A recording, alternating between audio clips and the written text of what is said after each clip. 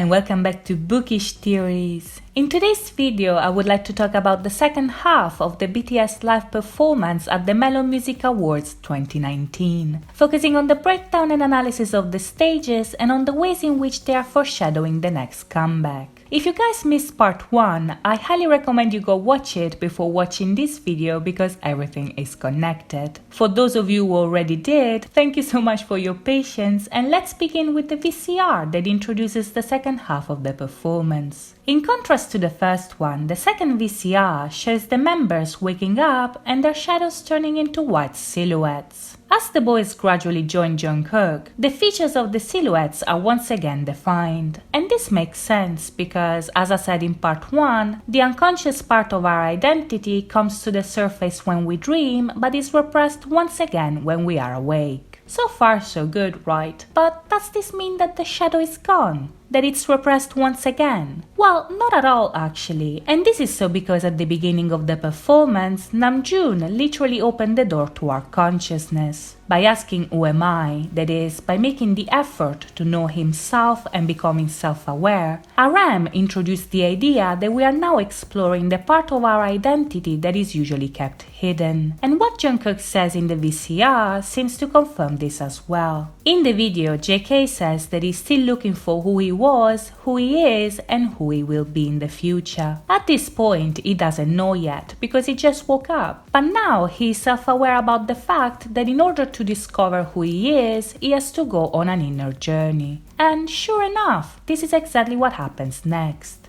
At this point, the camera zooms in on his eye and we see a galaxy inside of it. That's his microcosmos, his little universe, and the second part of the performance deals with its exploration. If you look closely, this confirms what I said about Saturn in part 1. In the first half of the performance, the focus was on the external aspect of our identity, on the persona and on the conscious ego. But now we are literally moving inwards. We are crossing the boundaries of the consciousness and taking a look into the door to the soul that RM opened. The second half of the performance is introduced by the priest of Dionysus blowing a horn that signals the imminent arrival of the god. This makes sense because Dionysus is the Greek god whose worship entails the mixing of both persona and shadow. Dionysus is the liberator, a bridge between the conscious and the unconscious, the god that frees your deepest impulses and desires. So he is the perfect representation of what is about to happen. After the priest blows the horn, we see each of the members' solo stages. Bear in mind, at this point Dionysus is not here yet. He is coming, yes, but the shift between the persona and the shadow has not happened yet, because the celebration has not yet begun. So, what do the solo stages represent? Well, there are many plausible interpretations here. Some people were actually saying that each of the members represent a different god of the Greek pantheon. But while I can see why you would think that, I also believe that something completely different is taking place here. So let's take a closer look to see what's going on. In the solo stages, each of the members represent a different era. We have V with No More Dream, Jin with Danger, Jimin with I Need You, Suga with Fire, Jungkook with Save Me, J-Hope with Fake Love, and RM with Dionysus. If we consider that they performed byeee in Love in the first half and that they mixed No in the Dionysus dance break, all of their eras are accounted for except for Wings. But why?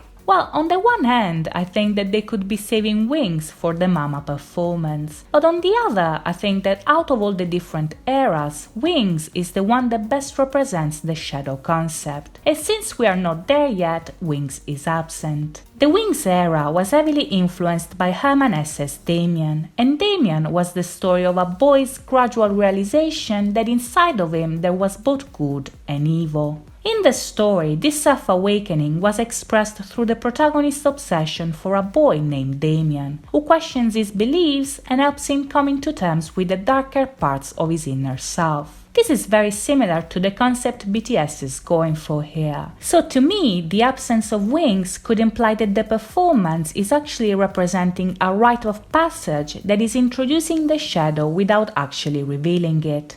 During Microcosmos, we saw the boys standing under the shadow of Saturn, and since the planet symbolizes a liminal place between the conscious and the unconscious, this implies that what we are seeing here is a limbo of sorts between the persona and the shadow. Even if the door is open, we are just peeking into their unconscious, because the deeper exploration will take place in the comeback. In this context, the solo stages represent a little sneak peek of the boy's inner self. They represent the part of our unconscious that we are able to access when we dream. But since they are self-aware now, that is, since their exploration is happening when they are awake, their dream is no more dream, and that's because it's reality. If you look closely, each solo stage kinda reflects some real aspect of the boy's personality that even as part of the audience we are able to identify. In a way, the stages represent their true selves, but it's the surface version of them, that is the part of the unconscious that we are able to see through the persona. In this case, for instance, we have a stage that is extravagant and flamboyant. With Jin, it's more regal and sophisticated. Jimin's stage is delicate and ethereal. Suga's is fierce and passionate. Jungkook's is powerful but also graceful. J-Hope's is technical and energetic, and Aram's is focused on nature and leadership. These are all parts of them that are as authentic as they are known, so it's a middle ground, a perfect representation of the shift between persona and shadow. The fact that in the solo stages the boys were able to showcase their individuality is very important here, because the Map of the Soul show is all about the individual journey towards self-acceptance and self-improvement. Since teamwork makes the dream work, however, this is a journey that they chose to share with us, because, as they told us in Microcosmos, the reason why they can shine so bright is because of Army. Thanks to you, they were able to shine, and now their light is a gift that they're giving back to you, which is what we see happen during the solo stages. Each of the members here are associated to stars that when put together create the Corona Borealis, which is the crown that Dionysus gave as a gift to his wife Ariadne. This gift is a symbol of the love they feel for you, but as a reference, it may also hide some clues that can help us understand why they chose to include so many songs of the past in the Map of the Soul show.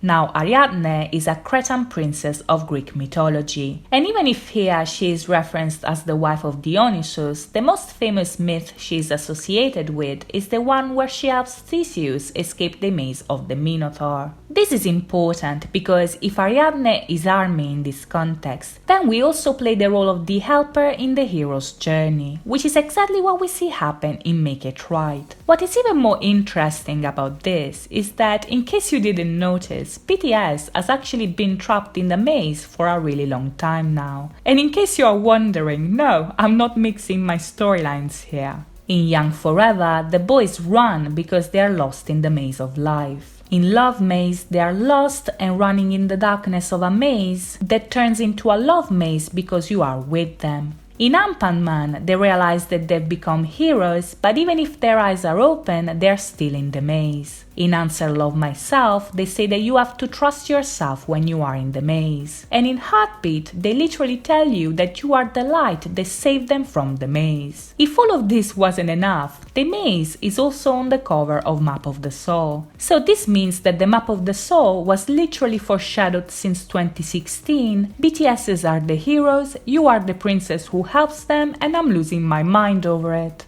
The reference to Ariadne here basically tells us that if to Army BTS are the heroes, to them you are their saviors. You help them going through the maze of their life, and in turn they are writing the Map of the Soul to help you improve yours. This is a very beautiful message, but since the performance is introducing the shadow, things are not as peachy as they look, because the Map of the Soul is a very difficult journey. Now, if the performance is indeed meant to be some sort of rite of passage, then another aspect to take into account is that it has a double nature. On the one hand, the arrival of Dionysus anticipates a celebration. He is coming to liberate us, to set us free from the constrictions of society and help us embrace our true self. On the other, however, Dionysus' arrival also triggers a battle within ourselves. It's the persona versus the shadow, the conscious versus the unconscious, reason versus passion. And this idea is perfectly conveyed through the soldiers marching on stage. This is not a part of the celebration, this is a part of the inner conflict that the celebration is about to trigger. The arrival of Dionysus implies the freeing of the shadow, but at this point we are still in the middle of this process. So what we are seeing here is the representation of opposing forces taking the stage. If we look at the solo stages in the context of the Bangtan universe and consider the ways in which the boys are paired together in the story, this actually makes a lot of sense. Jimin and J-Hope, for instance, represent light and darkness. Suga and Jungkook are fire and water, while V and RM are air and earth. In all these cases, the pairs are connected and representing forces that both complete each other and cancel each other out. And this is because we are still under the shadow of Saturn at this point. We are still in the middle, so we are seeing the point where persona and shadow actually meet. V and RM in this context are very important, I think, because the imagery associated with their performances makes me think that they also represent the concepts of extraversion and introversion, which are personality traits that in Jung are respectively symbolized by the Apollo archetype and the Dionysus archetype. Since the two of them open and close the solo stages, this implies that the setting of the other solos are in the middle of these two personalities, that is, in the middle stage between the outer and the inner part of ourselves. This is where Jin and the horses come into play. Now, in the story, Jin is certainly the most powerful character. He has the power to time travel and to bring change. And in the performance, we see him doing exactly that by introducing the horse. The horse here is a very important symbol in Jung's theories because if on the one hand it represents the vital force of an individual, on the other, when it's associated with the shadow, it also symbolizes uncontrollable passion, intense feelings, primal drives and wild instincts, which are exactly all the things that Dionysus' celebration is bringing. The ending of this performance and Jin's entrance here mark the moment we enter the metaphorical door RM opened at the beginning. It's the primitive side of ourselves rushing to the surface. And when RM finally introduces Dionysus, the celebration begins and the shadow is unleashed.